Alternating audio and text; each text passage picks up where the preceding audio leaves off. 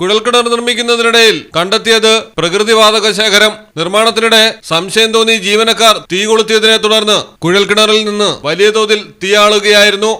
ആലപ്പുഴ തൊണ്ടൻകുളങ്ങരയിലാണ് സംഭവം. പുന്നയ്ക്കൽ വിക്ടറിന്റെ വീട്ടിലാണ് പുതുതായി നിർമ്മിച്ചുകൊണ്ടിരുന്ന കുഴൽക്കിണറിൽ നിന്ന് ശക്തമായ പ്രകൃതിവാതക പ്രവാഹം കണ്ടെത്തിയത്. ഫയർഫോഴ്സിനെ വിവരമറിയിച്ചതോടെ ഉദ്യോഗസ്ഥരെത്തി ബോർവെൽ വാൽവ് ഉപയോഗിച്ച് താൽക്കാലികമായി അടച്ചു. കൂടുതൽ പരിശോധനകൾ തുടരും. മലയാളം ടെലിവിഷൻ, ആലപ്പുഴ.